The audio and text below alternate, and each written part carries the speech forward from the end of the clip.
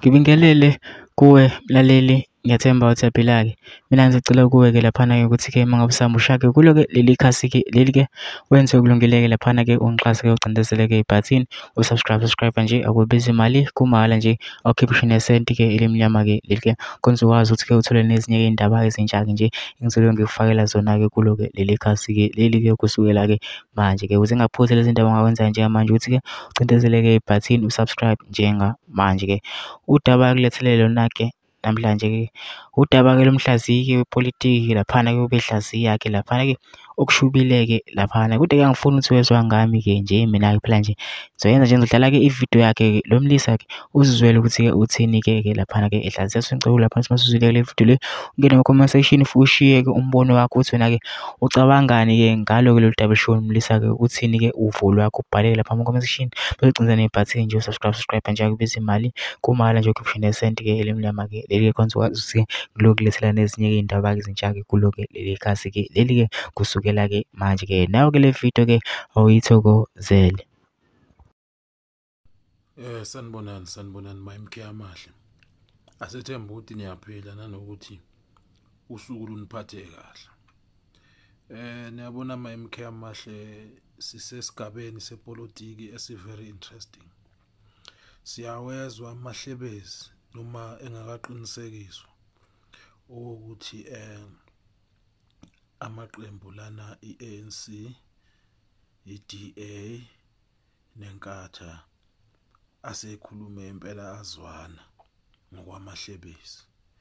Okunye futhi esikutholayo ukuthi nanerandi nomnotho ukhombisa ukujabula ngokuzwa lamahlebezi ukuthi kungahle kube no-government ongeke ubandakanye umkhonto wesizwe ozohlanganisa i-DA nezinye izichuse ezifana neNkatha. Siyalibona nerandi bathi impela hayi belidansa, bakhona balibonile litshakadule.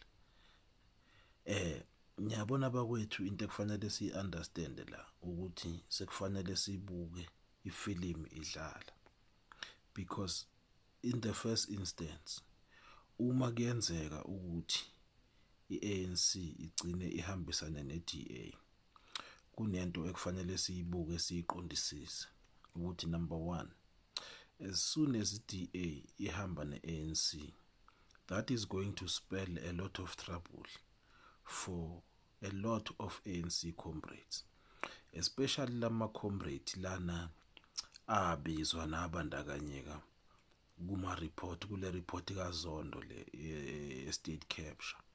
I-DA izokwenza sure ukuthi bonke labo bantu amagama abavela lapho bayaboshwa. Lento into ubaba uZuma ebakhuze ngayo, bemshushele ekuthenini akasungule ikhomishana. Wabakhuza ubaba uMsholozi wathi hey, lento le njengoba niyitshele nini ukuthi izoluma mina, izovela ilume nina. Bangamlalela. Siyabona njengamanje uZizikoda engathi hayi khona ukukusina kumjeqeza. Lokho kuzokwenzeka nabanye abafana noNomvula Mkonyane, noGwede Mantashe, noMelusi Gigaba kanye nabanye futhi abaningi nabo bazojahwa beze beketulu. Lokho kuyisigaba esisodwa somthelela we-DA ihlangana ne-ANC. Okunye futhi okuzokwenzeka ukuthi if i-ANC ingagcine ivumile ukuthi isebenzisane ne-DA, kunama-comrade amaningi phakathi kwayo i-ANC angeke akujabulele lokho futhi azophoqeleka ukuba aphume ukhongolose uma sekuthatheke leso sinqumo sokuthi ukhongolose ahambisane ne-DA. And that is going to be based on ama-principal positions or ama-political positions. Already siyazwa neCOSATU nayo iyasho ukuthi ngeke imele indaba yokuthi i-ANC isebenzisane ne-DA. Uma sithi siyabukisisa kahle, ku-ANC ama-comrade owabonayo ukuthi engakuthakasela ukusebenza kwe-ANC ne-DA Siyawabona ama-comrade noma singabiza ngeyichuse abafana noSnookizi Kalala, bese siphinde sibuka laba abanye oMavuso Msimang, lo mfana lo othwengayo, lo mkhulu lo othwengayo, awuze ngimbiza umfana kodwa naye nje uyafana nomfana ngoba uyisichusi. So uma sithi siyabukisisa kahle, even nalaba okuyibona abaphethe ama-means of production la eSouth Africa, already they are lobbying and they are trying to force ukuthi ANC ne-DA zishade. Kodwa uma uthi uyabukisisa kahle, both i-ANC ne-DA abafuni ukuthi lo mshado wenzeke, because nayo i-DA uma uthi uyabukisisa kahle inovalo ngawo lo mshado, ngoba iyazi ukuthi abalandeli bayo abaningi nabo bazoba nenkinga nokuthi i-DA ihlangane ne-ANC after all the preaching that the DA has done about the ANC being the reason why South Africa is moving backwards.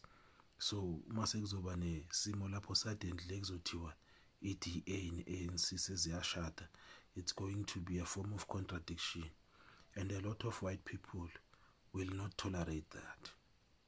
So uma sithi siyabuka kahle kuningi okuqhubekayo, siyabona ukuthi kahle kahle umkhonto wesizwe bazama ngayo yonke indlela ukuthi benze sure ukuthi awuformi any part of government. But mina lokho uma ngikubuka, I look at it as a positive, and I think it's gonna play to the advantage of umkhonto wesizwe, because uma kuwukuthi laba they stifle us from a governance, then it's gonna mean ukuthi sizosebenza kahle ku-opposition lapho khona sizokwazi ukuthi siba hold accountable, and we will be watching all their flaws and also polishing our strategy and making sure ukuthi eventually when we take over from 2026 onwards, so bese sazi ukuthi wonke ama-political opponents wethu sesiwabambile ukuthi aweki kuphi kanjani, na ku-governance sesikwazi ukubabuka sibabukele eduze, not only as spectators. Bantu bakithi kukhulu okuqhubekayo la eSouth Africa, niwabuka amaxoki nalowo kuthiwa uyisilo sakwaZulu uyaziveza vele ukuthi uyixoki. Lento yokuthi encome i-IEC angazi ukuthi uphuma kuphi nayo, because yena kufanele ngabe ubukana nalembango le ekhona ebukhosini, kufanele ngabe ubuka iphakethe lakhe zama indlela yokuphuma kulesi sihlalo sobukhosi esingamfanele, kodwa akasikho lapho. Siyawabuka nalamaqembu la amanye ashoyo ukuthi wona ajabulile ngemphumela yokhetho.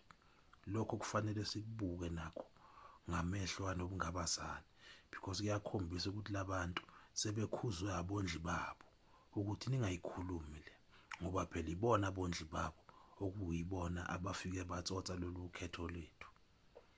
Uyabona abantu bakithi kukhulu kuningi kuyenzeka, kodwa mina into engiyijabulelayo ukuthi siholwa ubaba ohlakaniphile, futhi nathi ukumlandela kwethu kuyasisiza ngoba ngokuya siyakhula, siyahlakanipha kulomdlalo wepolitiki.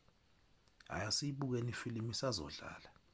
Uyabona naleyo khetho ukuthi besorobhe likhulu ibhomu elizayo zizokhala ngempela. Mina ngithi nje kuyozwakala.